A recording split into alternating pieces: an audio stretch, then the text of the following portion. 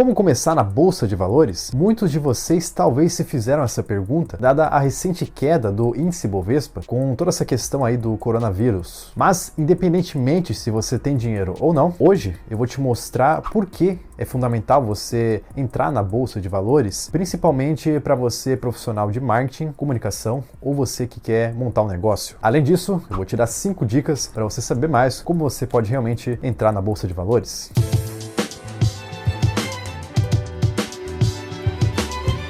Olá pessoal, eu sou Matheus Aquino e hoje eu vou te mostrar por que você deve investir e começar na Bolsa de Valores. Mas antes de tudo, já se inscreva aqui no canal para ficar dentro de outros conteúdos ligados a marketing, negócios e finanças. Bom, é normal que muitas pessoas tenham receio e nem saibam por onde começar a investir na Bolsa. Porém, antes de explicar do que você precisa para começar, é necessário você entender brevemente como investir em renda variável vai te ajudar não só financeiramente, mas profissionalmente também. Independente de qual seja a sua área de atuação, mas principalmente se você quer trabalhar com vendas, marketing ou quer empreender, é essencial você investir, pois você vai lidar com muitos termos práticos de gestão e compreender o raciocínio por trás da tomada de decisão. Para vocês terem ideia, eu comecei a investir na Bolsa de Valores há mais ou menos 2 anos e consegui tirar uma grana legal, mesmo com essa queda recente aí do coronavírus, pois teve uma galera aí que tomou no c... legal. E por haver a necessidade de eu entender melhor sobre finanças, gestão de empresas e matemática financeira, a vontade de investir me obrigou a estudar esses conceitos para ter os melhores retornos possíveis. E não só isso, como abriu minha visão para enxergar além da minha área com conceitos que eu aplico todos os dias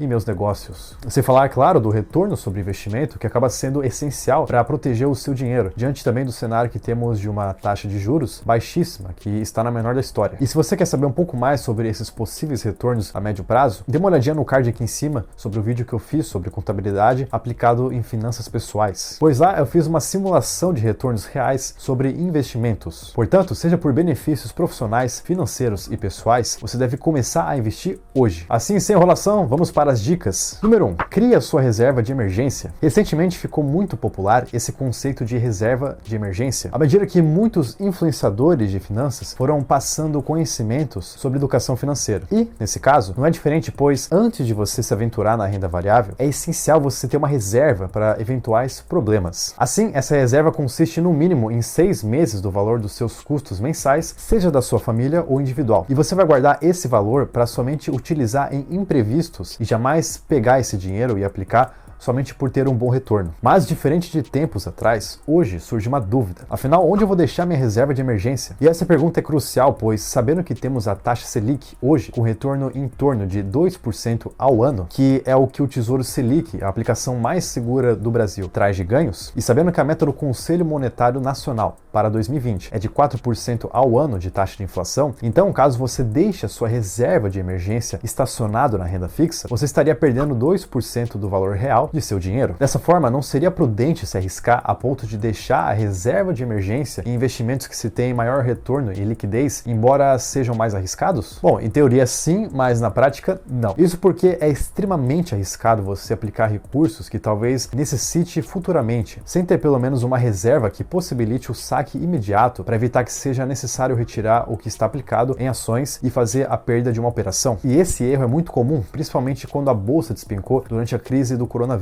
quando muitas pessoas tiveram que aceitar as perdas nos papéis, pois elas precisavam do dinheiro. Então, nesse caso, mesmo que você esteja perdendo dinheiro, deixando a sua reserva no tesouro, ainda assim, eu acho a melhor decisão, pois você pode usar essa reserva como caixa e compensar essa perda com seu dinheiro real para investir em bolsa, sem se preocupar com a liquidez caso precisar. Assim, a primeira coisa que você deve ter é uma reserva de entre 6 a 12 meses o seu custo mensal e colocá-la no Tesouro Selic. Número 2. Estude um pouco sobre o mercado. Antes de você querer se aventurar na Bolsa de Valores, é essencial você entender como funciona o mercado. Óbvio que vocês realmente só vão entender depois que vocês colocarem em prática toda a teoria. Mas, cara, o aprendizado ideal é aquele que você envolve tanto a teoria quanto a prática. Assim, não vá caindo de cara antes de compreender no que você está se metendo. Dessa forma, para esse tópico, eu vou te falar sobre alguns conselhos importantes que você deve conhecer antes de ligar para um agente de investimento ou até mesmo você tentar ligar para o seu banco. Bom, basicamente, a primeira coisa que você vai precisar fazer é estudar os diferentes tipos de corretoras para entender qual delas vai oferecer os melhores custos e opções de investimento. Caso você vá começar com poucos recursos, procure por corretoras com uma taxa de corretagem zero, pois elas não vão corroer os seus ganhos. Assim, sabendo que existem essas taxas, pesquise não só as taxas em torno da compra de ações diretamente, como as taxas de corretagem e outros custos atrelados a investimentos por meio de terceiros. Isso porque, caso você escolher um profissional para administrar os seus recursos, é importante você ficar de olho nas taxas cobradas para ver se vale a pena realmente ou não. Por fim das dúvidas, eu acho válido você fazer algum curso antes, caso queira compreender mais sobre o mercado ou investir por conta própria. Mas eu vou falar mais sobre isso um pouquinho mais para frente no vídeo. Agora, por mais que eu considere cursos opcionais para iniciar na bolsa, eu acho imprescindível você estudar por meio de livros para entender os termos técnicos e sanar as suas dúvidas. Assim, eu recomendo algumas leituras que eu já li, como O Investidor Inteligente, de Benjamin Graham, que ele é muito bom para te apresentar os termos do mercado e você entender mais sobre como você pode tomar algumas decisões. Também recomendo Os Axiomas de Zurique, de Max Gunter, que é um livro bem prático, com algumas dicas bem importantes sobre investimentos, e você vai se identificar muito quando você depois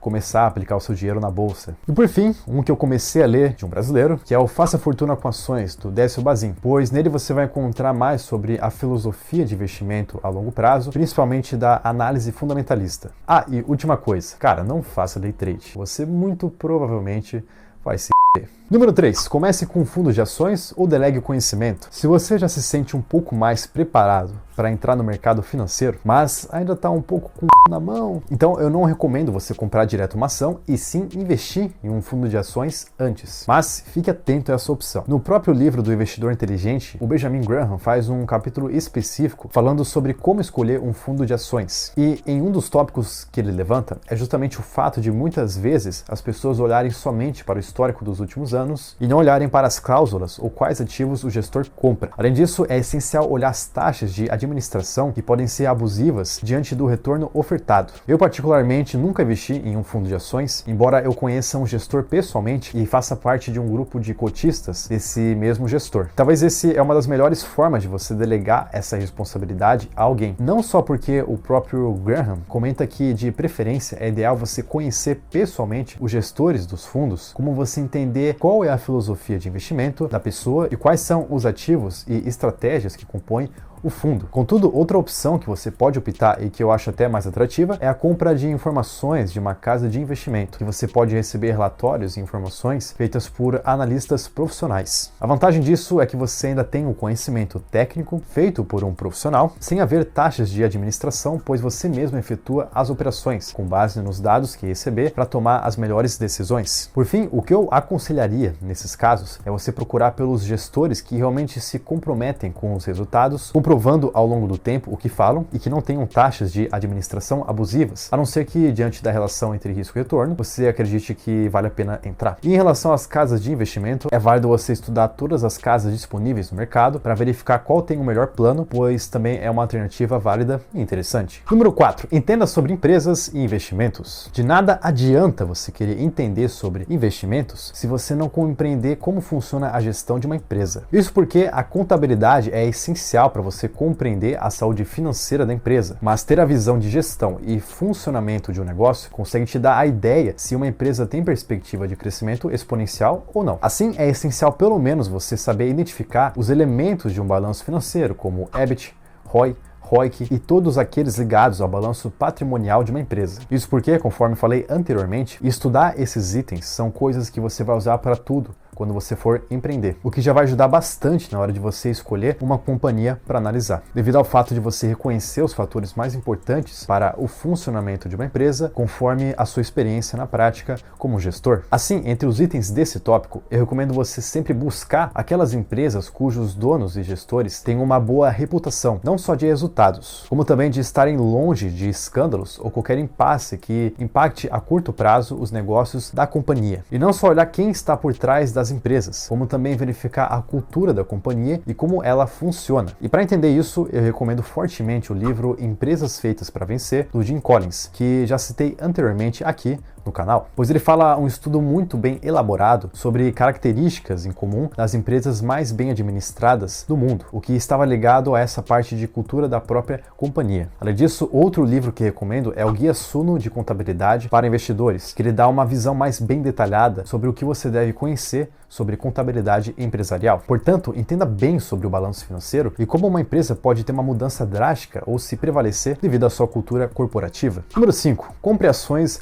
diretamente. Se você já fez o seu dever de casa, já estudou pelo menos sobre empresas, o mercado, balanços patrimoniais e financeiros, e tem pelo menos um método para avaliá-los, então você pode sim já se arriscar a ponto de comprar ações diretamente. Assim, eu recomendo que você utilize sites para encontrar os indicadores financeiros que vão estar organizados para cada papel e te ilustrar da melhor forma possível como você pode definir as melhores ações. Entre eles, eu costumo utilizar o site Fundamentos, que acaba me dando já muitas informações e gráficos relevantes, mas existem outros no mercado e que você pode dar uma olhadinha melhor. Assim, por mais que nesse vídeo eu não vá te mostrar exatamente o passo a passo sobre como você pode analisar uma ação, pois isso precisaria de um vídeo apenas para fazer essas análises, eu vou te mostrar alguns dos passos que eu uso antes de comprar um papel. O primeiro deles realmente é olhar os dados, não só as informações anteriores que se tem sobre os gestores e a cultura da empresa, como também olhar para o lucro líquido, o EBIT e as dívidas da empresa. Não só isso, como também verifico se a empresa é uma boa pagadora de dividendos e se tem um bom histórico de pagamento deles sem acontecer suspensões. Por fim, eu olho os relatórios financeiros completos das empresas, pelo menos dos últimos 2 anos, e comparo com o crescimento e com os projetos de expansão